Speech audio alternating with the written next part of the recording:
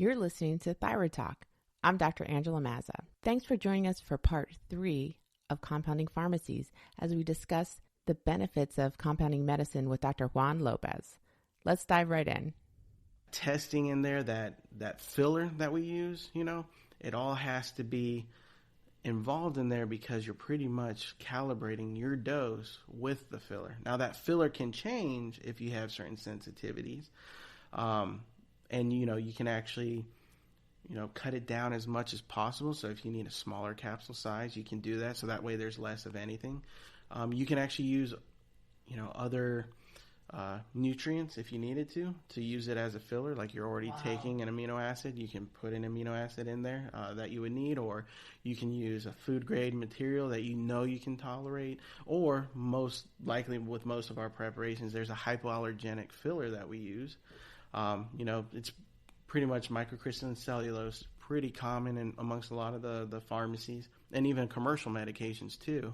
But that one's been found to be more of a hypoallergenic filler that patients can use. And especially when you're hand making them, you don't need to put other things like lubricants or glidants because they're not running through a big machine. They're being hand packed and handmade. Yeah. I didn't think about that. Yeah, so you're not having to run a huge batch in order to get that amount. You can run, 100 capsules for a 3-month supply, and you have that hand packed in there. So that way there's less ingredients.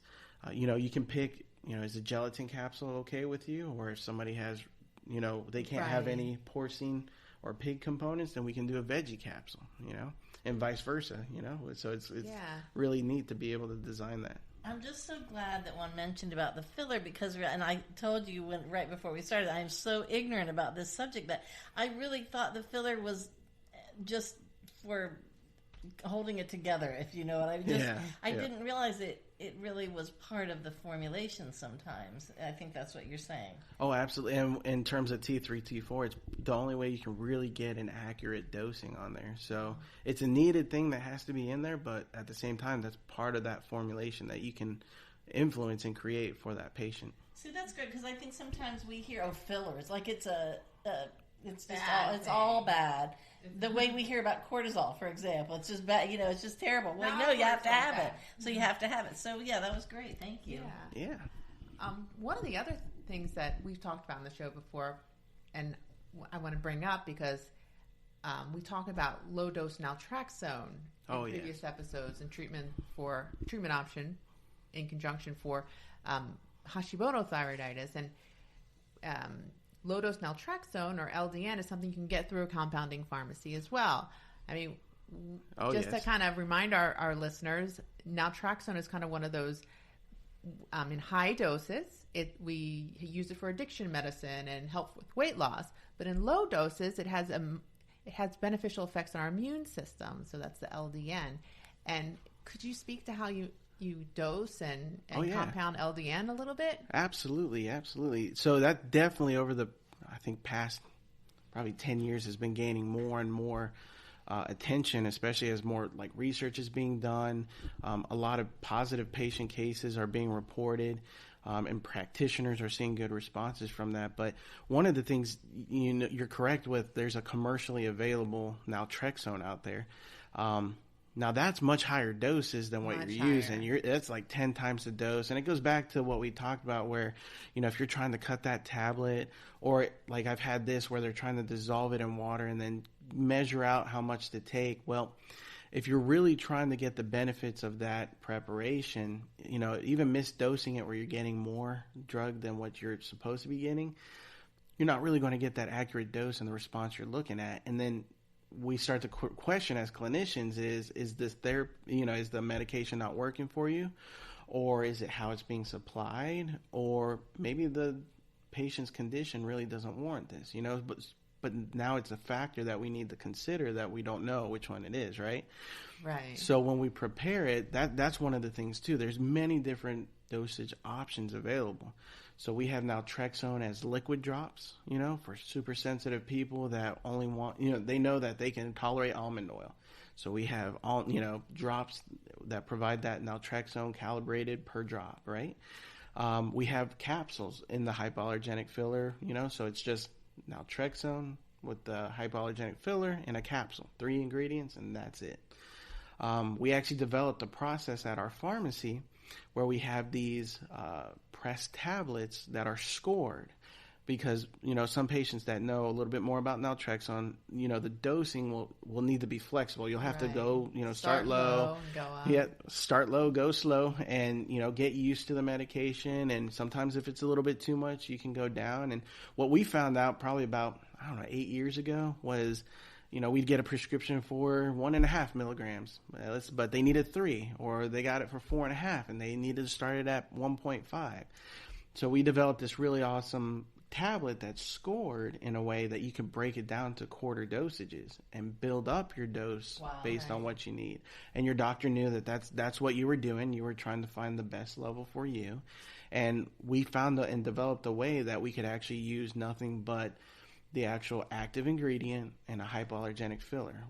Because we're doing a small batch, we don't need the glidants and lubricants and binders and colorants and all that's in a normal tablet. We're able to create a flexible dosing tablet that is pretty much just 2 ingredients. Yeah, and actually the dosing of this tablet works out perfectly for patients because you start at 1.5 and then you work your way up. The highest dose is 4.5, so that's why it's nowhere near what the other dosing, the regular naltrexone dosing is. But so at the max dose, you're going to be on 1.5 tablets. Yeah. Whereas you're not asking for compounding specific dosing where then a patient can't have that flexibility. Yeah, or what usually happens is Friday night, if we're closed during the weekend, Friday night, they're like, I really need to change my dose, and they don't have a prescription for maybe the lower dose because they used it and now they went to the higher dose. So that patient now either goes without therapy over the weekend or they're using a different strength than what's optimal for them. So these tablets, we found out that, they can adjust it as they need to, And we actually had so much request for it that we have a 4.5 milligram tablet because then it's just easy. Like once somebody's on there, you're like, okay, you tolerate it. So, and even that is scored too. So let's say you're kind of wanting to cut back a little bit, or you need to go to a lower dose again. Like let's say you stop taking it, life happens, and you want to restart it, but you want to start lowering and increase. So we have that going on, and I gotta say it's pretty useful and convenient for patients. It's super convenient. Yeah. So pretty happy about the responses we get and the feedback from patients. So that's when you know that you're helping out a lot of people. So. And as we mentioned about hormone replacement therapy, that's probably that's the other reason I refer patients over for both female and male hormone replacement. But I'm curious, once you get a script, how long does it take you to actually create it? I mean, does it depend upon what the medicine is or the dosing or? Yeah, it definitely, and this is where it really comes in handy having that relationship with that practitioner, because if it's something that we see all the time, that we get in, that's, this is a more common strength, we can have a little bit ready on the shelf. So that way, if you come into the shop, you can wait for it, we can get it ready, Sometimes we do need to prepare it, make it fresh. Maybe the beyond use date isn't that long. So we typically ask for 24 to 72 business hours because sometimes some of the gels take 24 hours to gel up and to form up, And we got to make sure it's gelled up and perfect, so we can check it before we actually dispense the medicine. So, sometimes the actual process, like there's one that we used to make for canker sores. Friday night was the only time you can make it because you left it spinning for 2 days and you came in Monday morning to finish up the process. So it's one of those things that even depending on the characteristics of the drug, on the process, like it could take full 72 hours of actually making it. Where something's sitting there spinning out or gelling or firming up or cooling down. And these are things that none of us really are going to ever think about. That's what I love this show because it's really, really fascinating. I would never have thought of that. Well, that's why, and we try to do our part, to communicate with the patient, let them know, especially when it's one of those that's, pretty labor intensive. You can't wait till the last minute. Yeah. But that's really true, I think, with you can't. Really shouldn't. You shouldn't, because you can assume that some other pharmacy will have something, but they might not either. But some of the other stuff, like acute stuff, like magic mouthwashes, antibiotics for kids, hospice patients, we'll triage and do those, as soon as possible. Magic mouthwashes, we aim for the same day in, same day out, as long as we get it before 2, and like that's like the tempo that we want to keep with some of those things. Oh, good question. Yeah. We both are like, magic mouthwash. Yeah. So magic mouthwash, it's a general term that covers pretty much one-off custom mouthwashes to address issues either with the mouth or the throat. And there's different recipes, right? Oh yeah, there's Duke's magic mouthwash. There's Jimmy's magic mouthwash. Like over the years, there's so many. And then some docs prefer it with or without this ingredient, with water, no water. But a lot of times, there'll be like there's a couple of commercial mouthwashes or suspensions that get used. So like nystatin suspension, lidocaine, which is a numbing agent suspension. Sometimes you need an antibiotic because you have cuts and everything in your mouth, so they're wanting to prevent that from becoming an issue. And a lot of times they'll use like a Benadryl solution or elixir, which has alcohol in it, which you kind of be like, it might hurt, but at the same time, the alcohol helps be an anesthetic. The diphenhydramine, they found out, helps with some of the pain as well. So pretty much you just put all those together. Something's got to work. Right? It's magic. Yeah, you get those going. Hence the title. Hence the name. And a lot of times you can influence, too, because if you ever had that, it's kind of like a creamy. It gets kind of exciting with the flavors because some of the commercial ones have like banana flavor and cherry and mint. So that combo gets kind of nice. But, of course, being a compounding pharmacy, we can actually do it from scratch. So, like, not too long ago, there was a lidocaine viscous shortage. Well, we were just able to prepare a lidocaine viscous, pretty much a thick slurry of lidocaine. Of course, expiration date gets a little bit shorter on that because of some of the regulations. But we were, that mouthwash is really only used for, 7 days, sometimes 14. Right, you're not using it for months and months at a time. If you are, then that's a different scenario. Yeah. Like some of our oncology patients, cancer patients, but we'll make them fresh and for that. But a lot of times you'll put things in there like an antacid, and you're thinking, why are you putting heartburn medicine in it? Well, that coats the mouth. It makes it feel better.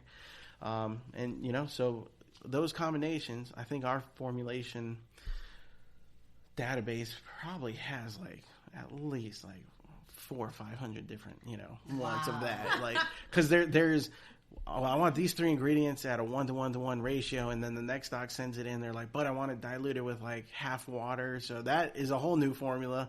Even though it's like the same actives with a little water. But and it just keeps going. I think at last count we were like at 30,000 plus formulas. Whoa. So so gotta keep track of all those. I'm just thinking about having braces sometimes too. That's another, as you can have trouble sometimes. You know what, Juan? I think you answered this very early on, so I'm really just kind of circling back around just to make sure. Did you say that you also can provide regular prescription medications that are already made? You can dispense them also. Oh yeah, the commercially made, manufactured. We can, and in fact, if it goes hand in hand with the therapies that we are compounding, a lot of times just for ease of access and compliance, so making sure the patient's able to get them and use them, we can carry commercial insurance. Commercial medications. However, we don't process insurance. So, like for us specifically. But, especially when we're looking at, like, medications, a lot of the ones that we use, we just do a fair, like, this is the price of the medication with a dispensing fee. And fair market price. Try to keep it reasonable because we're trying to have that compliance. We're looking at that end outcome. Sometimes, though, we find that commercial pharmacies are able to, bill the insurance and have that covered for the patient. And if that's going to be a barrier to what they need, then by all means go get that, at the commercial pharmacy, get that, process so that way you have it. We choose to, specialize in compounding and make sure that we spend all our time that we can enhancing that. So if it's something that goes with our therapy, a lot of times we'll carry it along with it, so that way you can get it all at once.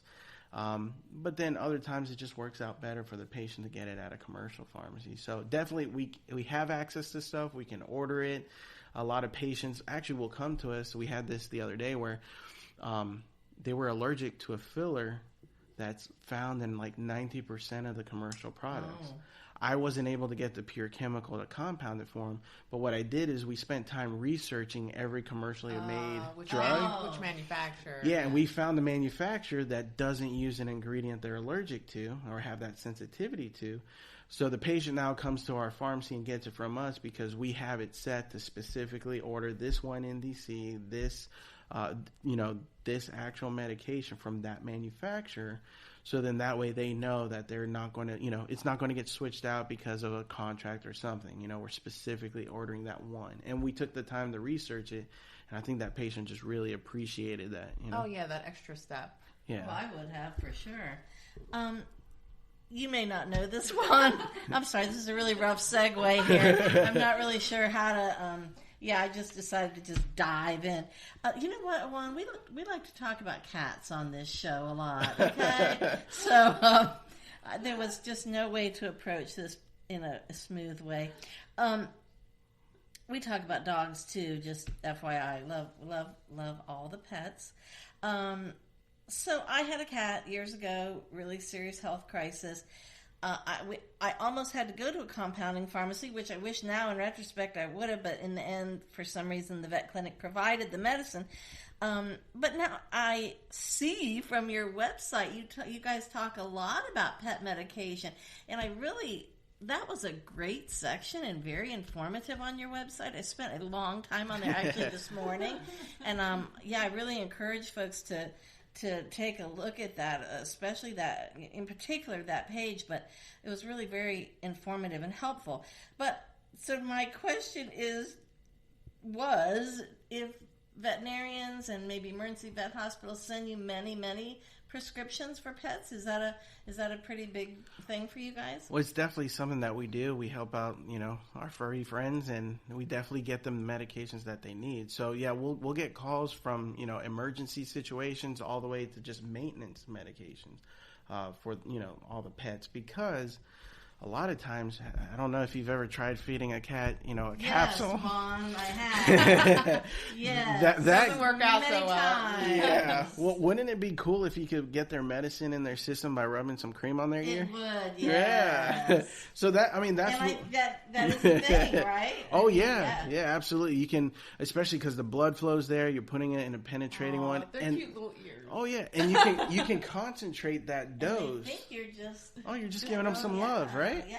So yeah, we can concentrate that cream down. It's just a small little drop. You rub it in. I'm so glad I asked that question. Oh yeah, they love it. They're purring, and it's great because they get that dose, and you don't have scratch marks or fire. Finger. Yeah. Of course, you got to wear gloves so you don't get it. We don't want another problem like cat scratch.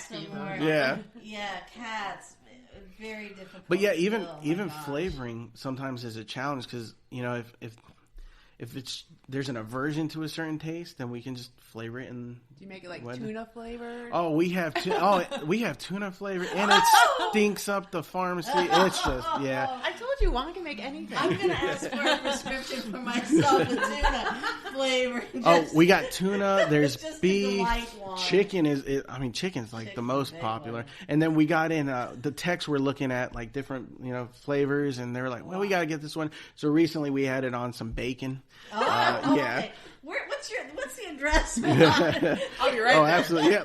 No, so we're definitely looking at those flavor options because peanut butter or marshmallow. Wow. Very cool. And of course, making sure that they don't have ingredients that are toxic to the pets. Right. Xylitol being one. Right. That's the last thing you want. Is to be giving your pet something that should help them, and it makes them more sick. Yeah, exactly. Does anyone ever bring the lucky pet in to? Oh yeah. You? Oh really? Yeah. Gosh! Yeah. I thought you were going to think that was the stupidest question. No, because sometimes I'll be back on the bench and you'll hear a bark, and all of a sudden, like I'll look at the pharmacist next to me and be like, "Did you just bark?" And then there's we have someone up in front, and then we go out and we see them, and sometimes when they come and pick up, right under their arm, and they'll be checking out. So we do. You know what? I was so afraid to ask that question because I thought you were going to look at me like, "What is wrong with you?" Oh no, that's definitely. I mean, there are patients too, So we take care of them. And that page, that page on your website was really impressive. Very and if they want to read anything on there, it's makerx.com, makerx.com, and on there's a lot of different, specialties that we dive into. There's information on there that's good to check out. You can always check Facebook as well. We put updates out, especially if there's something hard to find or something that we stumble across. Sometimes we're reading articles late at night and we're like, oh, this would be great to share, and you can share it there, and you guys can read it when you're not up at midnight. Well, we actually have another listener question for Central Florida, and I think you might have already addressed this, but the question is, if there's a reason someone can't swallow a pill, can a compounding pharmacist make a pill into a liquid to make it possible to take the prescribed medication? But I think you kind of... Yeah, and there's some caveats to that, because not every... Can't do it with everything. You can't do it with everything. And then also, if one of the reasons they can't take that oral medication is because there's a filler issue, right? But that medication is not available as a pure capsule, then like our starting material could possibly be the tablet or capsule, and then that would be a consideration, is that there's that sensitivity issue. Some other ones too are sometimes the drugs, when they get wet, they start acting a little differently. They decay really fast. They may not work as well as certain capsules. So some medications are designed to go into the stomach and release through the stomach in your intestines and actually release the medicine there to work there. If you put that at a medicine without like some sophisticated technology that some of the manufacturers have, that medicine is pretty much going to dump into the stomach and try to do its work there, which means you're not necessarily going to have the same effect. Because of the digestive process? And where the drug releases. Yeah. So those are different factors. So especially like when you're wanting to do a switch, you should talk to the pharmacist and your doc, because depending on the therapy, depending on what you're trying to treat, it all matters, and it can influence the final compound. But yeah, in general, we can do that, and that's one of the things that we do frequently in order to get patients the medicines that they need. Very cool.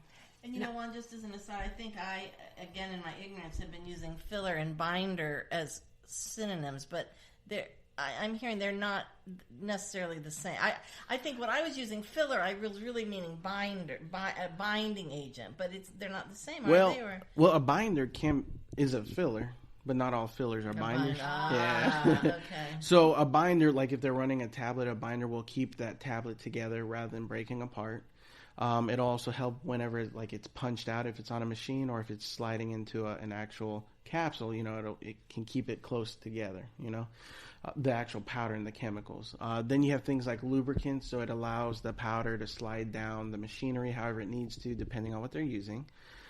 Fillers will help with, some of them will be, to help with the dosing, because they're like, well, we need to have this size tablet, but the drug is so small, so we've got to fill it with something. Okay. So some things are made to calibrate the dose. Some things are in there to help with the actual process of making it.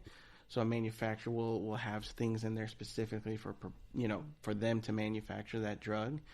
And then there's some things too, like certain coatings, because it has to go through the stomach. So you'll have, those inactive ingredients, listed, because, they have to coat it so it goes through the stomach. So they can be, that list of inactive ingredients can get pretty long, but if you have an issue with one of them, you can always talk with the compounding pharmacist, and we can tell, is it needed, or is it something that it can be left out if it's compounded versus, manufactured. Well, that just explained a lot. That was very helpful. And I think you answered this question also, but incredibly, we have another listener question. Our Central Florida listener, and it is, do compounding pharmacies work with insurance companies, and if so, how does that work? Right. But I think you said your pharmacy does not work with. Yeah, that's a decision that each pharmacy needs to make. A couple years back, we actually did take insurance. Yeah, I thought I remember that, but it seems like it all depends. Right. Like, that's the question. It all depends, and it depends on the actual insurance formulary. Like, what do they cover? Some insurances do cover compounds. Some will only cover a certain percentage. And lots of insurance companies don't cover like hormone replacement at all. Yeah, so it's the class of drug itself. It's a class of drug. Wow. Like any sort of BHRT. Yeah. I mean, any female hormone replacement, testosterone hormone replacement, lots of plans don't cover it all. Or you have to hit like certain requirements, like you have to test out showing something specific before they'll cover it, or you have to have a certain diagnosis before they'll cover it. So there's a lot of loopholes. Potential barriers, to having it covered. But in terms of the insurance, you may find that some do. Or some will at least apply it to your total drug spend. Right. Like I know our pharmacy will give a universal claim form. It has all the drug codes, the amounts we use, the commercially, it's called AWP. So that's kind of like the commercial price that's out there, that's published, so it kind of gives them that. And then what they actually paid for, for the medication with us. So it really all depends. I know when we used to cover it or used to process the insurance, it got to a point though that in the beginning they would cover it because they just came out with some new software that had that actually sent all the ingredients in. So the insurance company, when you're billing an actual insurance like compound, you're not just billing one drug, you're billing like 4 or 5 or 2. Like it's actually each individual component. Okay. And I've even had some claims come back rejected, maybe just because the flavor, they don't cover the flavor, or they don't cover water because water is not a billable drug, component. There's no national drug code. Yeah. But it's part of that formulary that they do. So it's one of those things that I just noticed we were spending so much time processing a claim to just have it 90% of the time. 90% of the time it was rejecting. And so we figured, we can pass on that efficiency. And the way that we price is, is this a fair price based on the labor, the cost, the expertise to prepare it, Is it something that, I readily have access to, or do I need to, like some chemicals I source, I have to wait 3 weeks to get in, pay a lot of money on the transport, those sorts of things. So, a lot of times we were looking at it and our patients would still be able to, afford their medication.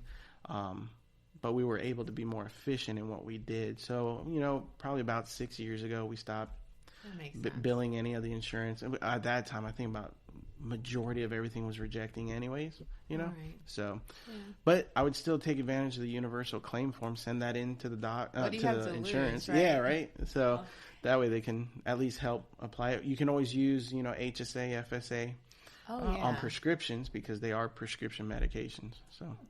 Thanks so much for joining us for part 3 of Compounding Pharmacies.